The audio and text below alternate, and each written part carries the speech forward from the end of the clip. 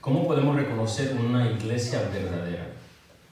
¿Cómo podemos reconocer a una verdadera iglesia? En contraste a una iglesia que, entre comillas, profesa ser cristiana, ¿verdad? Profesa seguir a Cristo, pero no es el Cristo testificado en las Escrituras. ¿Cómo?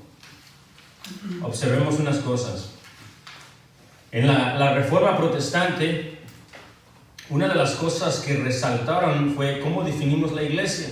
Porque en ese tiempo estaban combatiendo ciertas cosas dentro de la iglesia visible que simplemente no estaban de acuerdo a las Escrituras. Entonces, cuando la gente miraba a la iglesia, decía, pues esa es la iglesia, como se ve visiblemente. Y los reformadores estaban diciendo, pero ellos no están poniendo fe en el Evangelio de las Escrituras. Y no están predicando al Cristo de las Escrituras. ¿Cómo puede ser una iglesia verdadera? ¿Verdad? Entonces los reformadores buscaron por marcas de la iglesia verdadera. Y unas de esas marcas eran las siguientes, y se las comparto. La declaración luterana, ¿verdad? De Martín Lutero, ¿verdad?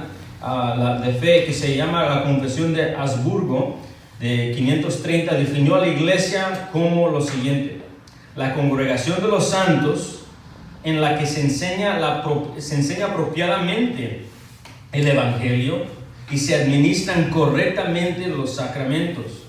¿Sí? Juan Calvino, otro reformador, dijo lo siguiente: donde quiera que veamos la palabra de Dios predicada y oída en su pureza, y se administran los sacramentos o las ordenanzas, hablando del bautismo en agua y la Santa Cena, de acuerdo a la institución de Cristo, ahí sin dudarlo existe una iglesia de Dios.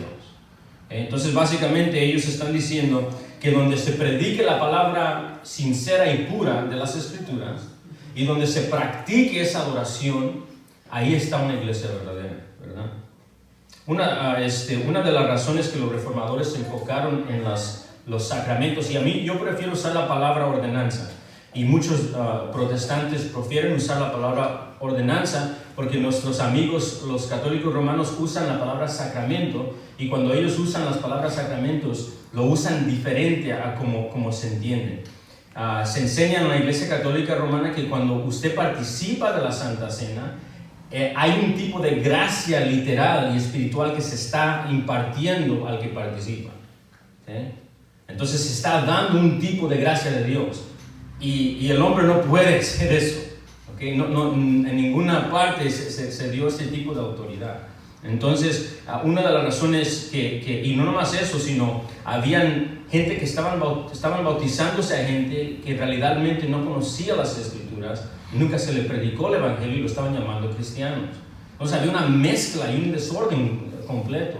Los reformadores buscaron y dijeron, no, pues se tiene que no solamente enseñar las Escrituras, pero se tiene que practicar apropiadamente estas cosas. Si el Evangelio es por medio de la fe, la justificación es por medio de la fe en lo que hizo Jesús, no podemos ofrecer gracia y justificación por medio de una ordenanza visible y física. En otras palabras, participar de la ordenanza no te va a hacer salvo, ni te va a ayudar a ser salvo. Solo Cristo te puede salvar. Entonces ellos decían, hay que practicarlas correctamente. Con eso en mente, una manera de verlo es de esta siguiente manera. Las marcas de una iglesia verdadera es que hay un evangelio correcto y bíblico, la predicación correcta de la palabra y la administración correcta de los sacramentos, las ordenanzas, bautismo y Santa Cena. Hay un entendimiento correcto de los fundamentos de la salvación. Hay predicación correcta, hay un entendimiento correcto de la salvación. La salvación en los tiempos de los reformadores era Cristo más esto, más esto, más esto, más esto. Eso es la manera que eres salvo. Y los reformadores miraban la Biblia y decían, eso no está en las Escrituras. Estás enseñando el evangelio falso. Y cuando la gente cree eso, no se va a convertir porque es falso. Entonces decían, no. La predicación correcta del evangelio y la expresión correcta de las ordenanzas o los fundamentos de la salvación es lo que marca una iglesia verdadera.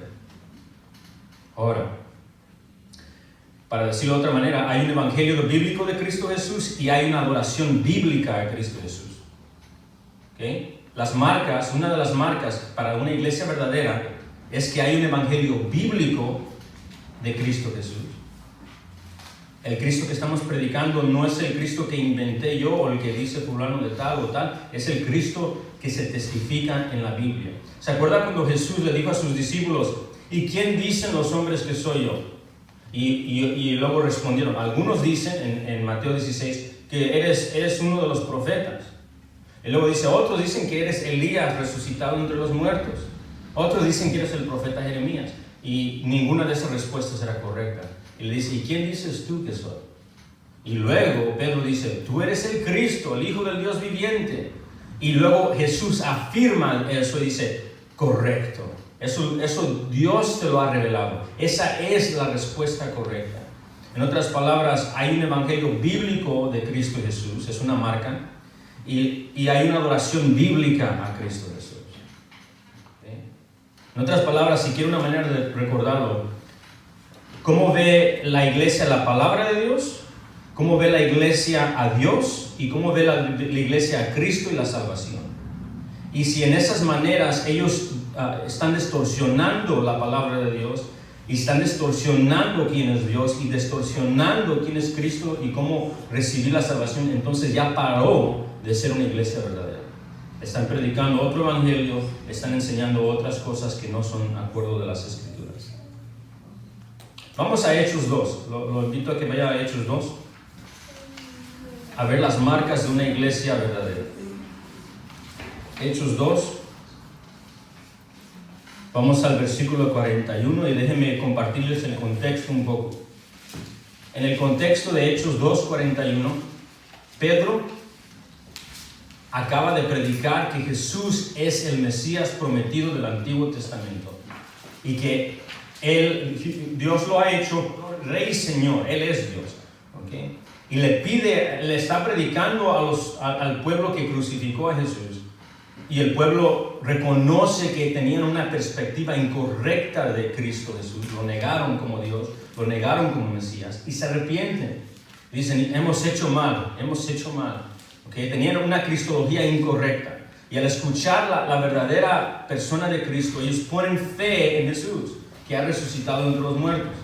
Y cuando esto sucede, se hacen una iglesia. Y aquí vemos las marcas de una iglesia. Mire esto conmigo, el versículo 41. Eduardo, ¿usted lo tiene por casualidad? ¿Me hace el gran favor de leer el versículo 41 y el 42? Sí. Así que los que recibieron su palabra fueron bautizados y se añadieron aquel día como 3,000 personas. 42. Y perseveraron en la doctrina de los apóstoles, en la comunión unos con otros, en el partimiento del pan y en las oraciones. Aquí empezamos a ver las marcas de la iglesia. Es cristocéntrica. En otras palabras, la iglesia se convirtió y se hizo iglesia cuando puso fe en el Mesías. Antes de poner fe en el Mesías, no eran iglesia. ¿Okay? Para hacer eso se tuvo que predicar la palabra correctamente acerca del Mesías. Ustedes mataron al Mesías, al Hijo de Dios, quien Dios escogió, y el Cristo que cumple todas las promesas del Hijo de David ha resucitado, y ese es Jesús de Nazaret. Él es Dios, Él es Señor, Él va a juzgar y Él perdona pecados. Cristología. ¿Quién es Cristo? Una teología correcta, un evangelio correcto. Al esto ellos creyeron y se bautizaron. ¿Ven las ordenanzas? Pusieron fe en Jesús y luego obedecieron en identificarse como cristianos. Después de eso, que se bautizaron, se añadieron, en otras palabras, Dios los añadió a su iglesia por su espíritu y también se hicieron parte de la iglesia visiblemente. ¿Okay? Se hicieron parte de la iglesia. Y después de eso, ¿qué pasó? Versículo 42, y perseveraban, continuamente seguían diligentemente en la doctrina de los apóstoles. Todo lo que Jesús le enseñó a sus apóstoles, recuérdense de Mateo 28, hacer discípulos de todas las naciones, bautizándolos en el nombre del Padre, del Hijo y del Espíritu Santo, una teología correcta. Y luego dice, y enseñándoles todo lo que yo les he mandado. Esto es lo que están haciendo.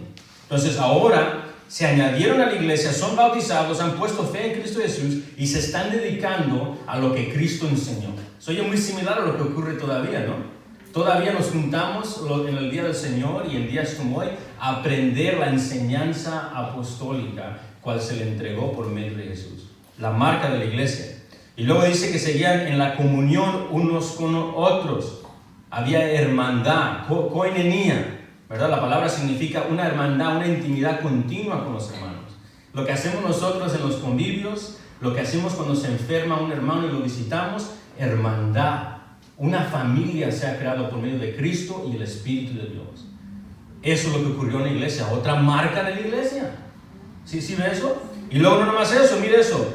En el partimiento del pan y en las oraciones. El partimiento del pan, la mayoría de teólogos aceptan y entienden que esto es referencia a la cena del Señor. ¿Se acuerda que Jesucristo antes de morir juntó a sus discípulos, comió con ellos y dijo, esto hazlo en memoria de mí? En la iglesia primitiva esto era común, lo hacían frecuentemente en recordatorio de él. Y nosotros ahora lo hacemos un poquito distinto, ¿verdad? Que tenemos un tiempo especial, pero ellos, esa era su cena. Entonces la iglesia participa de las ordenanzas correctas en memoria de él, no para que se dé gracia a ellos. La gracia se recibió por Jesús, pero sí lo hacen en recordatorio continuo de cómo fueron acercados a Dios por medio de la cruz. Y en oraciones, es una iglesia que ora. Aquí vimos muchas marcas de una iglesia verdadera, ¿verdad? ¿Qué vamos a hacer? Hay un evangelio bíblico de Cristo Jesús, ¿verdad? Hay una adoración bíblica a Cristo Jesús. Eso es lo que estamos observando. Es la iglesia verdadera es marcada por la predicación correcta de la palabra de Dios. La iglesia verdadera es centrada en Cristo Jesús, es cristocéntrica. El Jesucristo quien es testificado por medio de las Escrituras.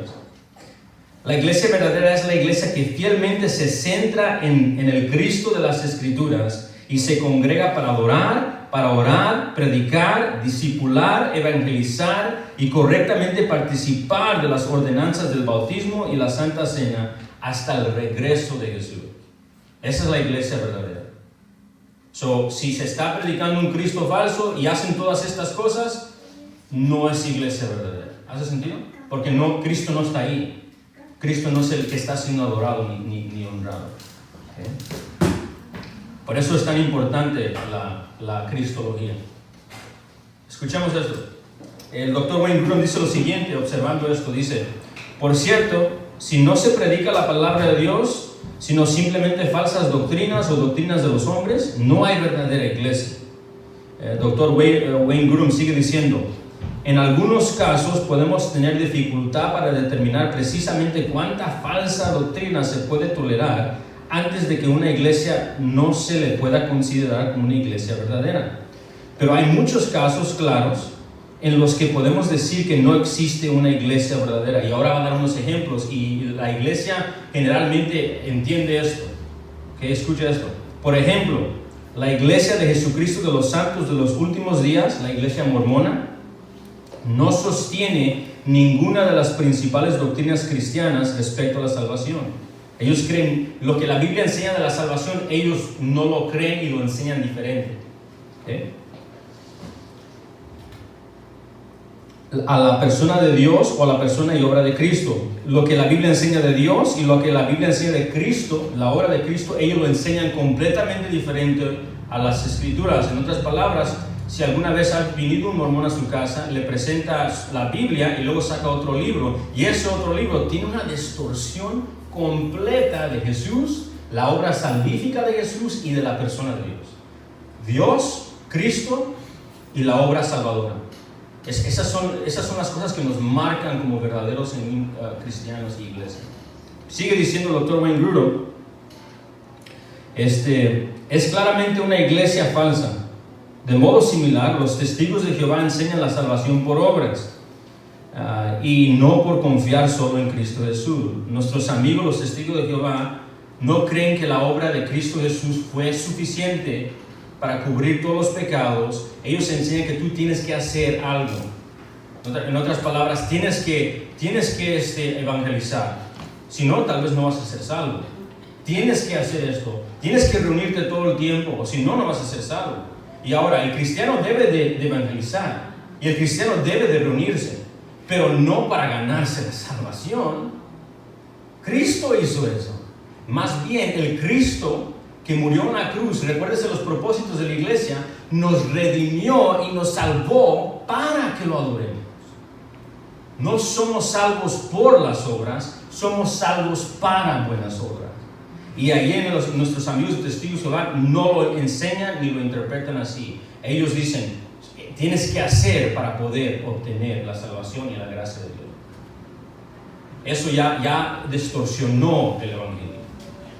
Y por lo tanto ya para de ser una iglesia verdadera. ¿Okay? O nunca fue, vamos a decir eso. Porque los comienzos de los amigos de Testigos de Jehová nunca fue una iglesia verdadera. Sigue diciendo, esta es una desviación doctrinal fundamental, porque si las personas creen las enseñanzas de los testigos de Jehová, no serán salvos. Si alguien cree que puede ser salvos por las obras, y esa es la manera que va a obtener su salvación, tristemente y trágicamente va a encontrar en el día del juicio que sus obras nunca fueron suficientes y nunca serán.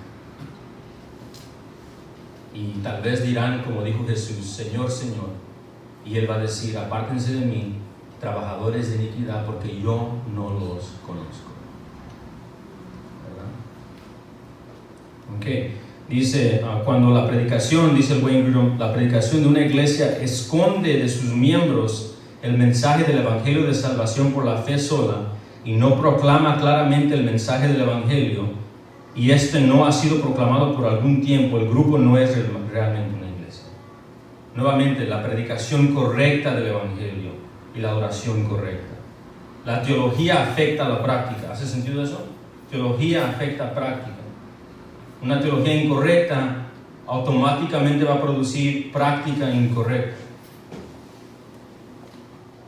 Ahora, con eso en mente, pues tenemos una hoja, amados, se ve así.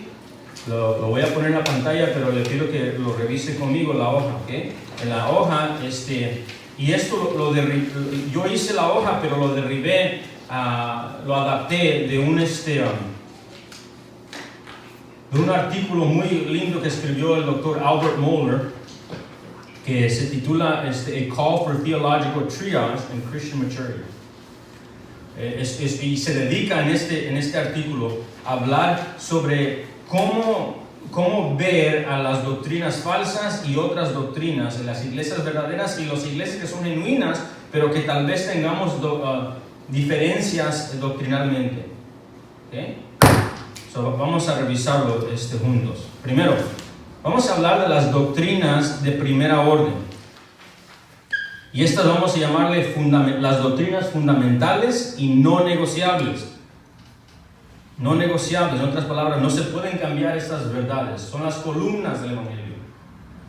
Vamos a definir las doctrinas de primera orden. Las doctrinas de primera orden se refieren a doctrinas fundamentales al Evangelio, la fe cristiana. Nuestros amigos que no guardan estas doctrinas fundamentales y niegan estas verdades de la Biblia, se apartan del Evangelio. No tenemos el mismo Evangelio. Y por lo tanto, no sería bíblico llamarlos o considerarlos cristianos. ¿Okay? Ejemplos de doctrinas fundamentales: la Trinidad, la deidad de Cristo. Esos son ejemplos de cosas que si ellos no creen en esto, no somos cristianos, ya paran de ser cristianos. ¿Okay? Trinidad, la deidad de Cristo, la humanidad de Cristo, la resurrección física y corporal y histórica de Cristo. Es decir, si alguien dice Cristo no resucitó, eso es algo fundamental a nuestra salvación. Primera de Corintios 15 dice que si Cristo no resucitó, tu fe es en vano, no hace ningún sentido, porque nosotros estamos poniendo confianza total en que el que murió por nuestros pecados venció la muerte y está viviendo hoy para interceder y defendernos del juicio venidero. Entonces la resurrección es fundamental. La justificación por medio de la fe en Cristo, en otras palabras, no es por obras, es por medio de nuestra fe en lo que Cristo hizo. La autoridad de las Escrituras, la segunda venida corporal de Jesús. Estas son cosas fundamentales que si alguien no las guarda, aunque se llame cristiano, no es cristiano bíblico. ¿Hace sentido? ¿Okay? Unos ejemplos de estos tipos de asambleas son los siguientes. Ejemplos serían nuestros amigos los testigos de Jehová, los mormones, el liberalismo cristiano. En otras palabras, hay iglesias que se llaman cristianas, pero son muy liberales. En otras palabras, dicen, tal vez Jesús fue una persona histórica, tal vez no. Tal vez Cristo resucitó, tal vez no. Tal vez hay un infierno, tal vez no. Y se llaman iglesias cristianas, pero se han ido tanto al liberalismo en los Estados Unidos que por ya no guardar lo fundamental, ya paran, y eso es lo que enseñan todos los domingos, ya pararon de ser una iglesia verdadera. ¿Sí me explico? ¿Okay? En otras palabras, y también asambleas que niegan la Trinidad. Aún en el medio de los evangélicos, amados, los que se llaman evangélicos, no sé si sabe esto, pero hay denominaciones que se llaman cristianos, ¿ok? Se ven como nosotros, hablan con nosotros, pero no creen en la Trinidad, ¿okay? Y no enseñan la Trinidad. Y eso también es un área muy peligroso, porque están parando de creer lo que siempre se ha creído de la persona de Dios, ¿okay? Entonces, una manera de verlo, doctrinas de primera orden, somos amigos, pero no somos hermanos en Cristo. ¿Hace sentido? Una manera de verlo, nuestros amigos, los de Islam, amigos, pero no hermanos en Cristo. Testigos de Jehová, amigos, pero no hermanos en Cristo. Los mormones somos amigos, pero no guardamos las mismas creencias, y ellos se han ido tan lejos que ya no son parte del cristianismo histórico. ¿Hace sentido eso? Ahora, doctrinas de segunda orden, ¿okay? Somos hermanos en Cristo, pero guardamos un poco de distinción en doctrina. Somos hermanos, creemos en todo lo fundamental. Creemos que Dios es Trinidad, aceptamos la justificación por medio de la fe, creemos en la segunda venida de Cristo, creemos que Jesús es completamente Dios y fue completamente hombre, o es. Entonces, y todo lo fundamental lo guardamos, pero hay un poco de diferencia en ciertas doctrinas. En otras palabras, somos hermanos en Cristo, pero hay distinciones doctrinales. ¿Okay? Vamos a leer la definición. Doctrinas de segunda orden. Doctrinas de segunda orden se refiere a doctrinas importantes, porque cada doctrina es importante, cual han traído entendimiento diverso y hasta cierto punto se han puesto ciertos límites en cuestión de compañerismo congregacional. En otras palabras, creemos todo, pero hay un poco de diferencia, y debido a la diferencia tal vez no nos congreguemos en la misma iglesia. ¿Hace sentido? ¿Okay? Pero sí hay participación y ministerio juntos a nivel denominacional y con iglesias locales con las mismas convicciones. Pero todos afirmamos y reconocemos que a todos los hermanos en Cristo que guardan los fundamentos de la fe. En otras palabras, guardamos los fundamentos de la fe, pero hay distinciones doctrinales que tal vez no recibimos convicción al congregarnos en esa iglesia. Y vamos a ver los ejemplos. Ejemplos de doctrinas secundarias. Hay hermanos cristianos genuinos que creen que se debe de bautizar, porque la Biblia lo dice así, yo soy de ellos, sumergiendo a la persona, porque la Biblia nos demuestra eso. Pero hay hermanos cristianos genuinos que dicen, no, tal vez por esparcir. Y creemos en todo lo fundamental, pero en el modo y la forma de bautismo creemos diferente. ¿Hace sentido eso? También hay otros hermanos cristianos, tienen fe en todo lo fundamental, pero creen que se puede bautizar al niño, al baby, ¿okay? A los bebés. Creen que se puede bautizar no por cuestión de fe, sino como parte del nuevo pacto. En otras palabras, cuando lo bautizan, tienen una idea y una enseñanza de que no es que son cristianos, pero son parte de una familia cristiana. ¿Okay? Y hay otros que dicen, no se puede hacer eso, porque el mandato es bautizar a los cristianos, y un niño no ha puesto fe. Entonces, ¿sí ven la diferencia? Esos son diferencias secundarias. En otras palabras, no lo fundamental, ¿okay? Somos cristianos, pero sí hay diferencia en doctrina. ¿Okay? Otro, mujeres en el ministerio pastoral. ¿Han notado que hay hermanos cristianos, hermanos en la fe, como nosotros, que creen que dicen que en su entendimiento bíblico las mujeres no pueden participar en el rol pastoral? ¿Okay? Hay gente que enseña esto, pero ellos son hermanos en Cristo. Lo fundamental está igual, pero su entendimiento de las Escrituras dice que la mujer no debe de participar en ese rol. Ese rol Dios lo ha separado para los varones. ¿Okay? Hay otros hermanos cristianos que sí creen eso.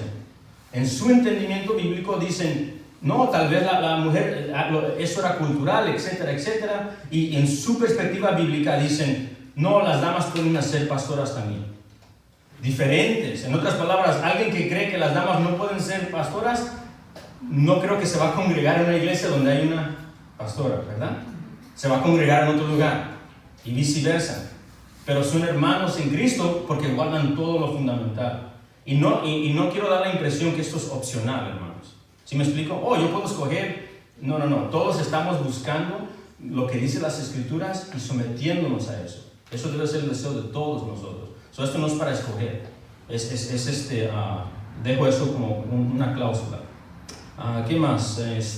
Los dones espirituales. Hay hermanos cristianos que trágicamente creen que los dones espirituales que vemos en 1 Corintios 12 y 13 y 14 ya no son para hoy. ¿Okay? Ya no, hay hermanos que dicen, ya eso era el tiempo apostólico y ya no.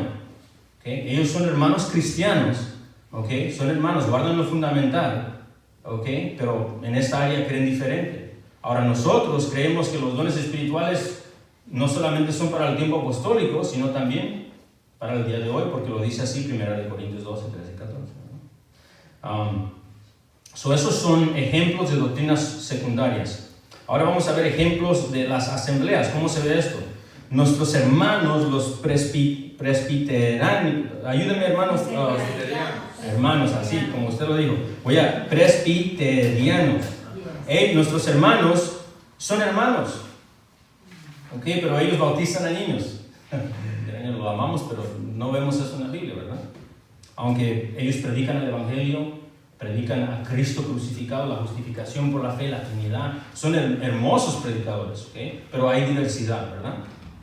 Los bautistas creen que, pues, obviamente se debe de sumergir completamente ¿verdad? Y son hermanos en la fe. Los reformados también guardan muy similar a nuestros hermanos presbiterianos y a veces son los mismos, se identifican como lo mismo. Nuestros hermanos pentecostales y carismáticos, también ellos guardan creen que los dones espirituales están activos, ¿verdad? Hoy en día. Y tal vez algunos bajo la tradición, y cuando uso tradición no la uso de una manera mala, sino en la denominación reformada, generalmente hablando, no todo el tiempo, ellos creen que los dones tal vez ya no son activos. Pero somos hermanos. Simplemente son doctrinas secundarias. ¿Okay? En otras palabras, somos hermanos en Cristo, pero tal vez no nos congregamos o no nos sentimos muy bien congregarnos en la misma iglesia por esas diferencias. Vamos a hacer esto. ¿Quién aquí tiene un hermano cristiano de una iglesia pentecostal? Levante la mano. Si usted conoce un hermano cristiano de una iglesia pentecostal. Ahí está. Okay. Ahora, mire esto. Creemos en lo fundamental. Somos hermanos en Cristo, pero creemos diferente en ciertas cosas. ¿Hace sentido? Sí. Okay. ¿Una pregunta o comentario sobre esto? ¿No? Bautista. Sí. Bautista. ¿Tiene hermanos bautistas? Sí. En Miami. Y son hermanos en Cristo, ¿verdad? Excelente. Ahora, esto es asumiendo que todas estas denominaciones que mencionamos, ¿ok?, están guardando y enseñando los fundamentos de la fe. Porque tristemente hoy en el 2019 hay iglesias bautistas, hay iglesias de nuestros hermanos presbiterianos, no tanto los reformados, pero a veces algunos reformados y carismáticos, que ya han dejado lo fundamental. Aunque tienen ese nombre, ya han dejado lo fundamental. Están enseñando tal vez que te tienes que ganar la salvación y ya están dejando lo fundamental. ¿Okay? Y cuando eso pasa, se están jugando una línea muy peligrosa porque se están desviando de lo verdadero. ¿Okay? Y luego puede parar de ser una iglesia verdadera. Ahora vamos a la tercera. Doctrinas de tercera orden. Doctrinas de tercera orden. Hermana Gladys, ¿me puede leer la definición, por favor, de doctrinas de tercera orden? Se refiere a doctrinas importantes en cual hay una distinción en creencia, pero no es fundamental y no es secundaria en orden. Por lo tanto, es más común que haya más participación congregacional y denominacional en ministerio y misiones.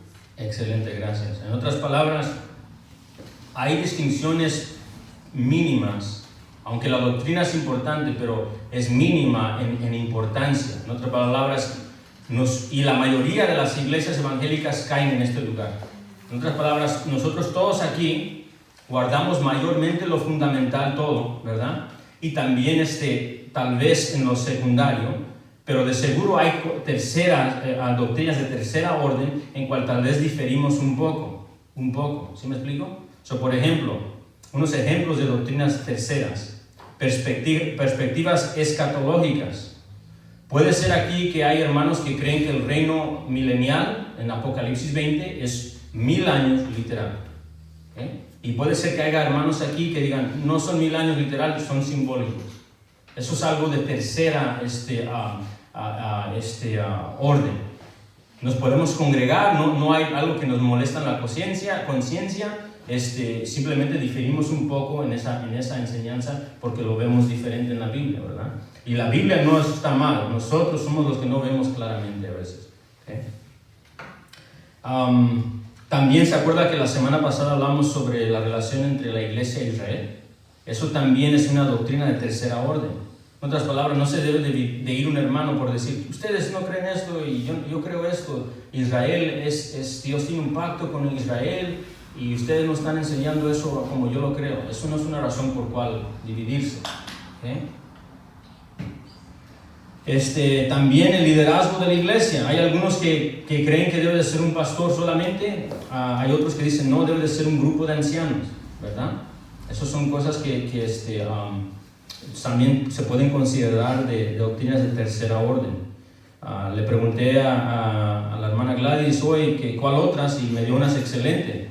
Escuche estas. Frecuencia de participar en la Santa Cena. ¿Quién aquí en su tiempo de estar en la iglesia iba a una iglesia donde se hacía la Santa Cena cada domingo? ¿Alguien aquí? ¿Sí? Donde se hacía todos los domingos. ¿Quién aquí, nosotros no lo hacemos todos los domingos, cuántas veces lo hacemos? Una vez, ¿verdad? La Biblia no dice cuántas veces se tiene que hacer. Se tiene que hacer, pero no dice cuántas veces se tiene que hacer. La iglesia donde yo iba con mi mamá, cuando yo era pequeña, nos van a hacer la Santa Cena una vez al año. Una vez al año. Hoy para Semana Santa, que la hacen ellos según el tiempo de la Pascua. De la Pascua de Jerusalén. Entonces, Una Pascua una vez al año. Lo hacen algo muy grande, muy solemne, muy bonito. Entonces vemos que todos somos cristianos, ¿verdad? Y hay un poco de diferencia en cómo se debe de practicar eso. Eso es una doctrina de tercera orden. No, por ejemplo, si vamos a la iglesia de lo que estaba mencionando la hermana Silvia, yo no me voy a decir, aquí no creen en hacer la Santa Cena todos los domingos, por lo tanto, no puedo creer así, eso es algo, no es razón. ¿Sí me explico?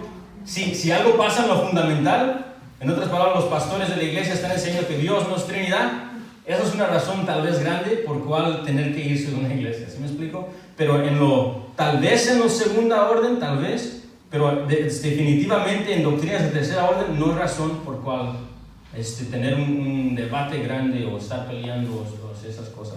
Entonces, básicamente le comparto todo esto y podemos usar otras cosas, pero para ver que en la iglesia verdadera, aún en la iglesia verdadera, hay diferencias doctrinales.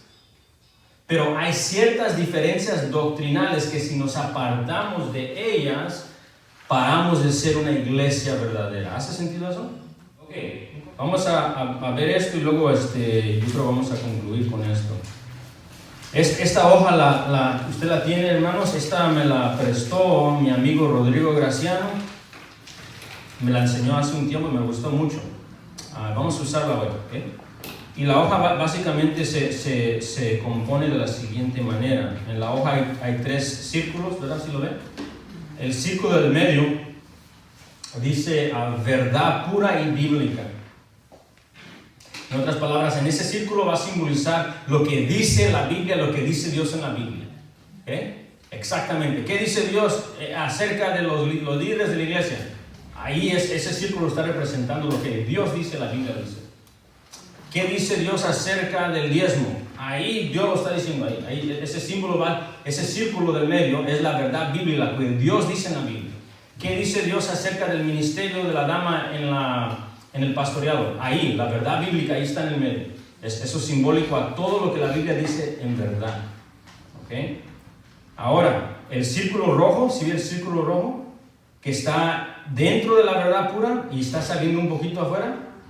Esas son nuestras creencias sobre la Biblia. ¿Sí me explico? En otras palabras, es lo que nosotros creemos que la Biblia dice. La mayoría está ahí, pero hay cosas como que no las tenemos muy bien. ¿Sí me explico? La Biblia no ha hecho el error. Nosotros somos los que no entendemos totalmente lo que está diciendo. En lo fundamental lo entendemos.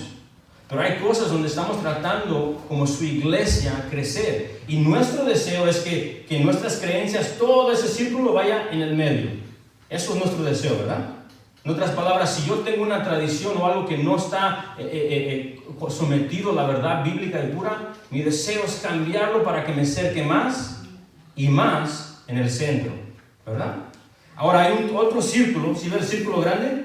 El círculo grande, como lo titula mi hermano Rodrigo, es ortodoxia cristiana. En otras palabras, eso es lo que nos guarda a nosotros todos como cristianos, es lo fundamental. La deidad de Cristo, la Trinidad, etc. Y si nos salimos de ese círculo, es muy peligroso. Dentro del círculo, pues hay un poco de distinción doctrinal. Pero si salimos del círculo, hemos ido a un lugar donde no queremos estar. Si la semana que viene les vengo y un maestro o yo alguien dice, ¿sabes qué? Creo que la Biblia ya no enseña la Trinidad. Me salí de ese círculo. ¿Okay? Me estoy alejando de la verdad bíblica. Entonces el deseo de usted y el deseo mío, y con esto quiero concluir, hermanos, porque es muy importante. Yo veo que dentro de la iglesia, una manera que me gusta definir la iglesia local es de la siguiente manera. Los reformadores tenían una frase latín que repetían después de la reforma protestante que todavía está siguiendo. Y la frase latín es ec semper reformanda est. La iglesia siempre está reformada. Y la idea no es que está en una evolución y se está yendo a ser más nuevo, más nuevo. La idea es que siempre se está conformando a la verdad más y más y más. ¿Okay?